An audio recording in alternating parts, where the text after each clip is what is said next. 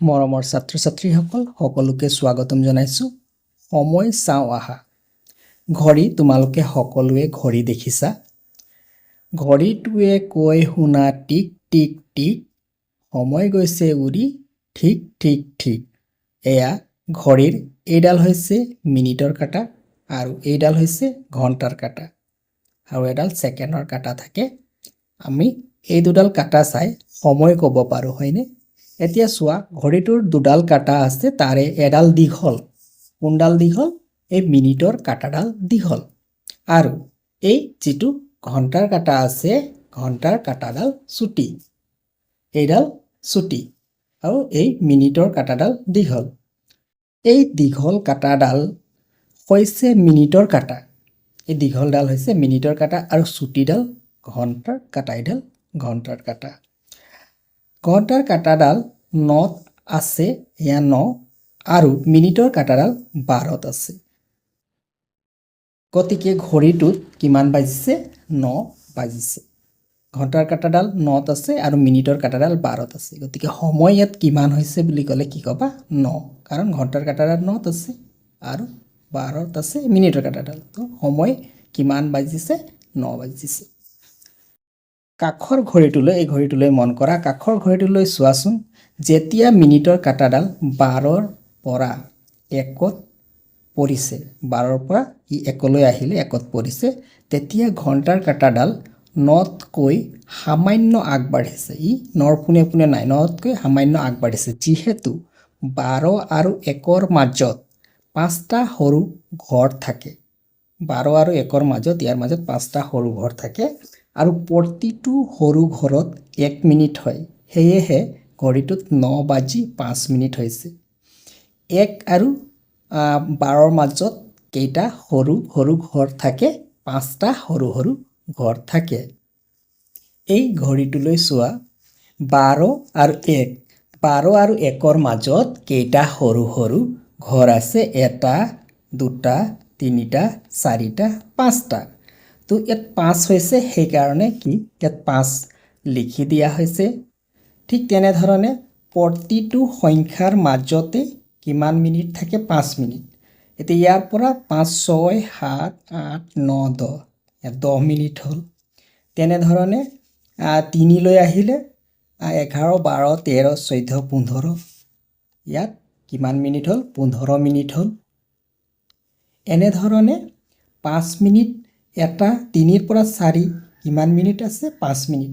তো 1ত পালে 5 মিনিট হ'ব, 2ত পালে 10 মিনিট, 15 মিনিট, 20 মিনিট, 25, 30, 35, 40, 45, 50, 55 আৰু 12ত পালে 60 মিনিট। তলৰ ঘড়ীবোৰত কেইটা বাজিছে খালী বাকচত লিখোঁ আহা।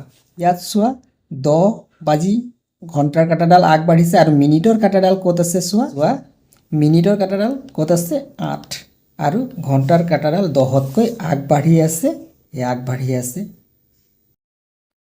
এতিয়া সময়টো কিমান হৈছে? 10 বাজিব। ঘণ্টাৰ কাঁটাডাল 10তকৈ আগবাঢ়ি আছে, অৰ্থাৎ 10 বাজি কিমান মিনিট গৈছে? প্ৰথমতে লিখিবা 10 বাজিছে, 10 বাজি কিমান মিনিট? মিনিটটো ওলাবৰ কাৰণে মিনিটৰ কাঁটাডাল চাবা। মিনিটৰ কাঁটাডাল ক'ত আছে? 8, 8ত থাকিলে কিমান মিনিট হ'ব?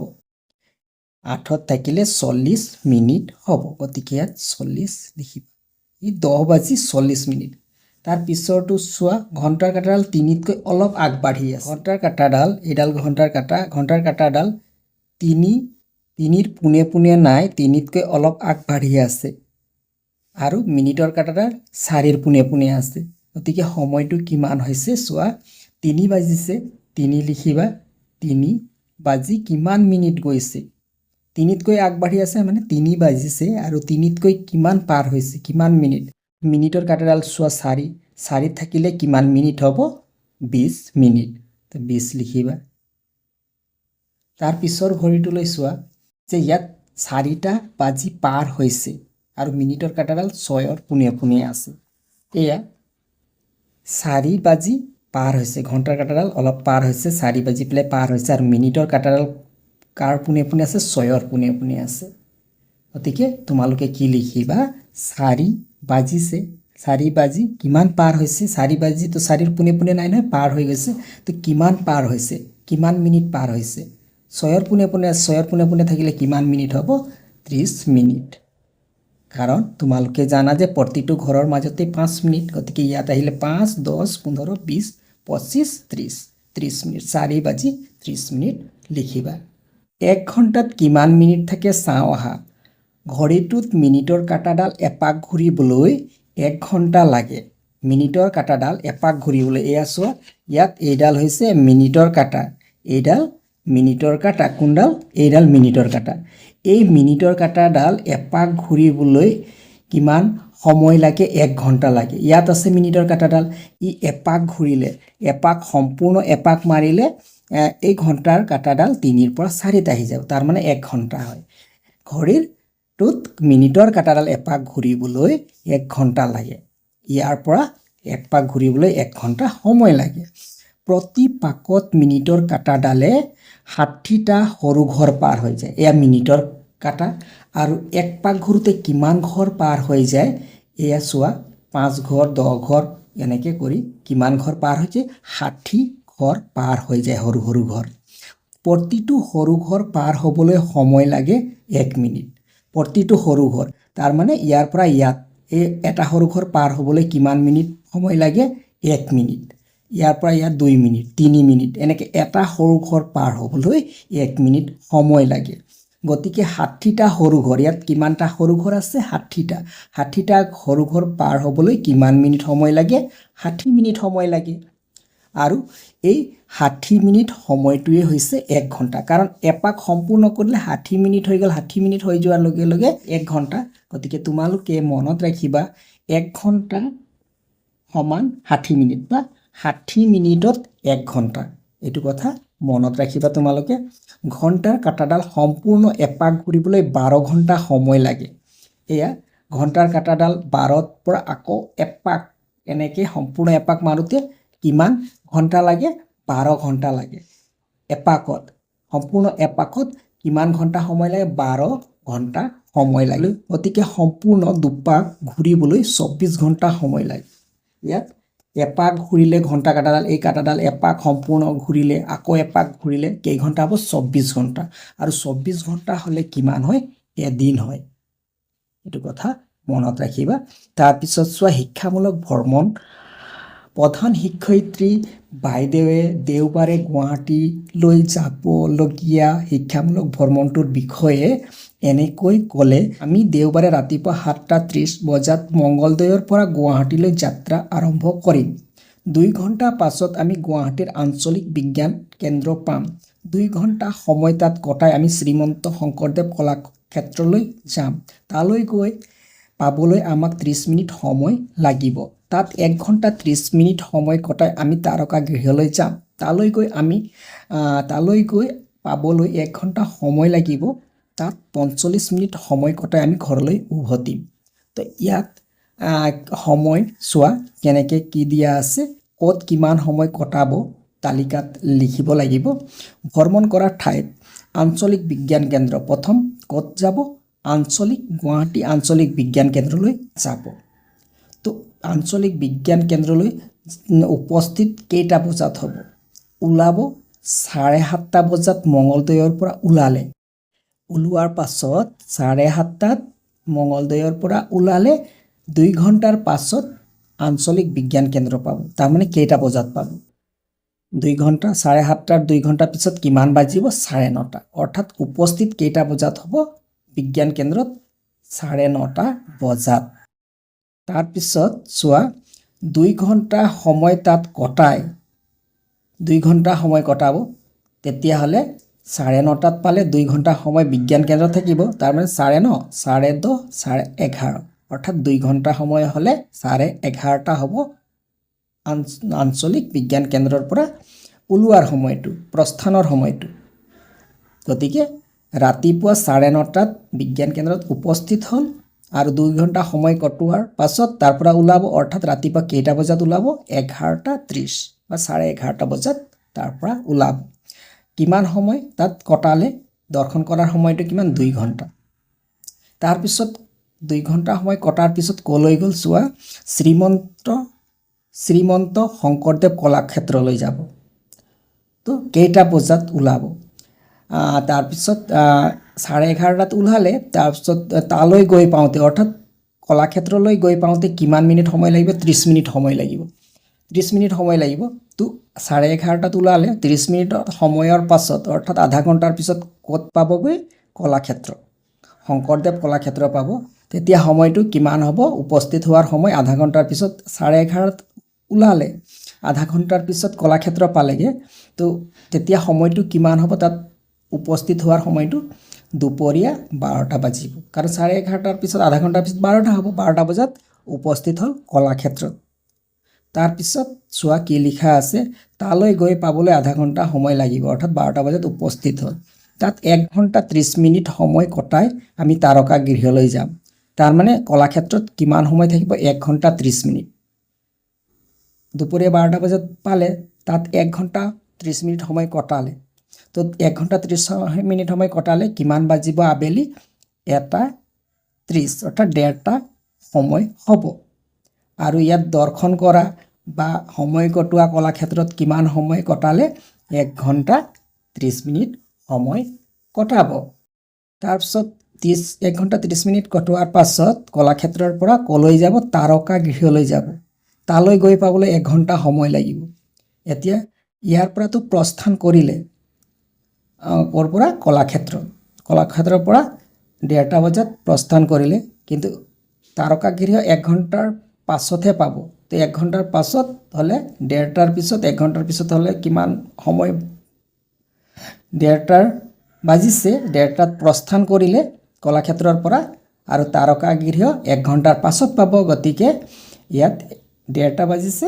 তাৰপিছত 1 ঘণ্টা এটা ইয়াত সময়টো যোগ হ'লে কিমান হ'ব 2:30টা হ'ব গতিকে আবেলি 2:30টা বজাত তাৰকা গৃহত উপস্থিত হ'ল আৰু তাত উপস্থিত হৈ পেলাই 45 মিনিট কটাব তাত 45 মিনিট কটালে তাত কিমান আবেলি কিমান বাজিব 3:15 কাৰণ ইয়াত 45 মিনিট এটা যোগ কৰি দিলে সময়টো 2:30টা বাজিছে 2:30 2:30ৰ লগত 45 মিনিট এটা ইয়াত যোগ হ'লে কিমান হ'ব 3:15 মিনিট গতিকে ইয়াত তাৰকা গৃহত প্ৰস্থানৰ সময় 3:15 মিনিট আৰু ইয়াত দৰ্শনৰ সময় কিমান 45 মিনিট ভ্ৰমণ কৰা ঠাইসমূহলৈ যাওঁতে প্ৰয়োজন হোৱা সময় তালিকাত লিখোৱা আহা এতিয়া প্ৰথমতে ক'ৰ পৰা ওলাইছিলে মঙ্গলদৈ তো প্ৰস্থানৰ স্থান মঙ্গলদৈ আৰু কিমানটা বজাত ওলাইছিলে মঙ্গলদৈৰ পৰা ৰাতিপুৱা 7:30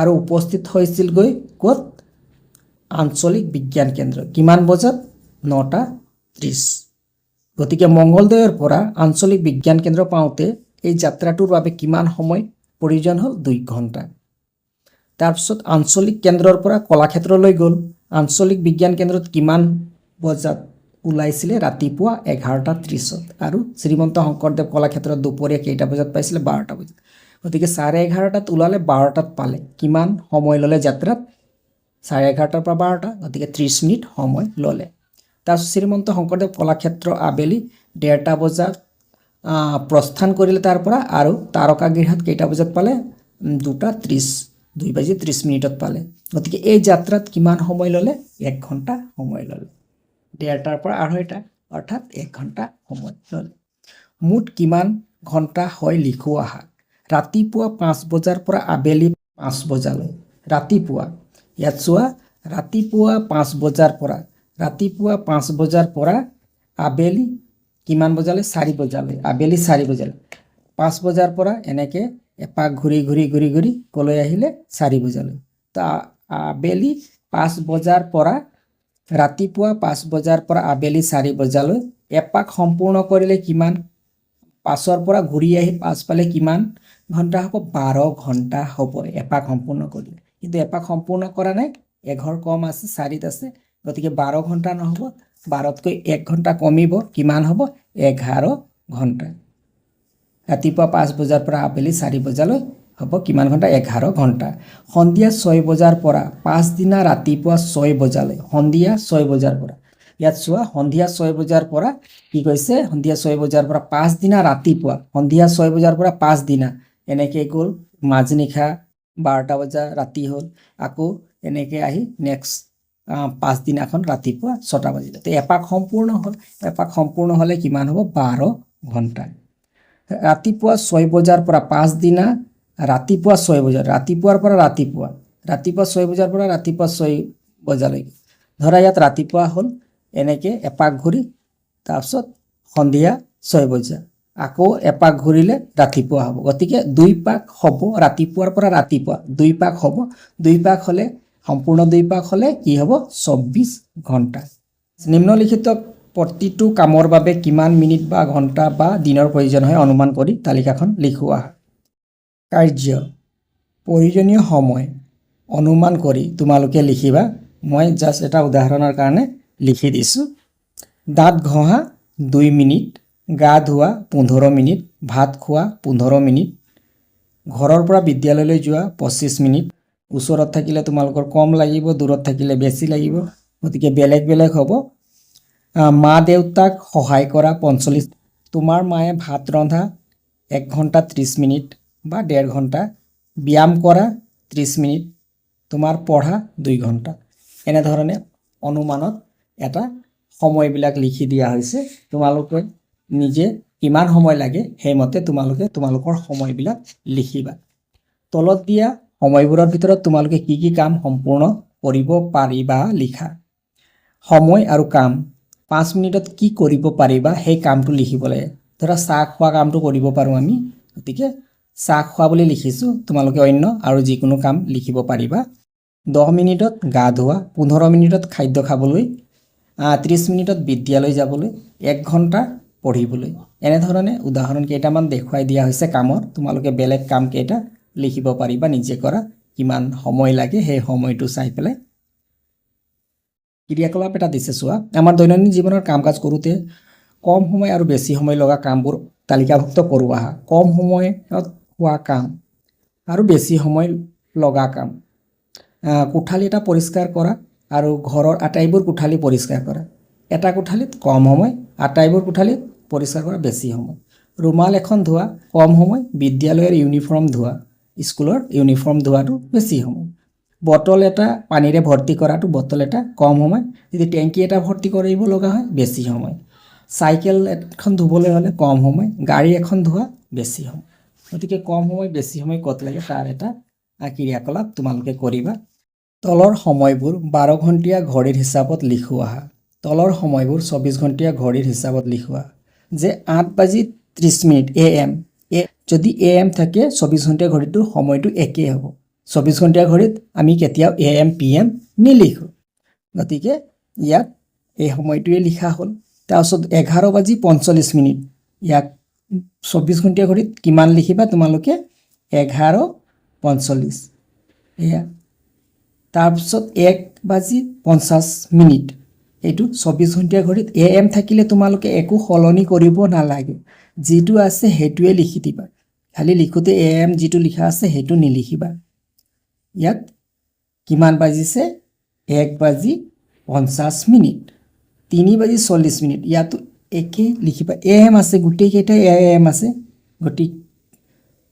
গোটেইকেইটাই AM আছে গতিকে যিটো সংখ্যাটো আছে বা সময়টো আছে সেই সময়টো তোমালোকে লিখি দিবা এইটো 24 ঘণ্টীয়া ঘড়ীৰ সময় এতিয়া 24 ঘণ্টীয়া ঘড়ীত সময়টো দিয়া আছে 12 ঘণ্টীয়া ঘড়ীত সময় কিমান হ'ব ইয়াত 12টাতকৈ সময়টো পাৰ হৈছে 16টা বাজিছে তাৰমানে এইটো 12তকৈ পাৰ হোৱা সময়খিনিয়ে PM 12তকৈ পাৰ হৈছে কিমান পাৰ হৈছে 12 13 14 15 16 4 পাৰ হৈছে গতিকে ইয়াত 4:40 ইয়াত 18 12তকৈ পাৰ হৈছে কিমান পাৰ হৈছে 12 13 14 15 16 17 18 6 পাৰ হৈছে গতিকে 6:50 ইয়াত 23 কিমান পাৰ হৈছে 12 13 14 15 16 17 18 19 20 21 22 23 কিমান পাৰ হৈছে 4 4 8 9 10 11 পাৰ হৈছে 11:15 আমি 12 ঘণ্টিয়াত AM PM লিখিব লাগে, গতিকে এইটো 5 বেলাৰ 12 বজাৰ পিছৰ সময়টো হয়, গতিকে PM লিখিবা। ইয়াত 2:45 2:45 ইয়াত 12কৈ বেছি নহয় কম হয়, গতিকে ইয়াত 2 লিখিব 2:45 এইটো AM, কাৰণ 12তকৈ সৰু সংখ্যা হয়, গতিকে ইয়াত যিটো সংখ্যা আছে, যিটো সময় আছে, সেই সময়টোৱে লিখিবা আৰু AM লিখিবা। ৰাতিপুৱা 5 বজাত ৰেলগাড়ী এখন কোকৰাঝাৰ ষ্টেচনৰ পৰা যাত্ৰা আৰম্ভ কৰি 30 মিনিট পাছত নিউ বঙাইগাঁও ষ্টেচন পালে। ৰেলগাড়ীখন কেই বজাত নিউ বঙাইগাঁও ষ্টেচন পালে? কেই বজাত? এয়া চোৱা দিয়া আছে ছবিটো, যে কোকৰাঝাৰৰ পৰা কিমানত ওলালে? 5টা বজাত ওলালে। 5টা বজাত ওলাই নিউ বঙাইগাঁও ষ্টেচন কিমান মিনিটৰ পাছত পালে? 30 মিনিটৰ পাছত নিউ বঙাইগাঁও ষ্টেচন পালে। তেতিয়াহ'লে ৰেলগাড়ীখন কেই বজাত নিউ বঙাইগাঁও ষ্টেচন পালে? 5:30 5:30 মিনিটত। গতিকে 5:30 বজাত ক'ত পালে? নিউ বঙাইগাঁও ষ্টেচন পালে।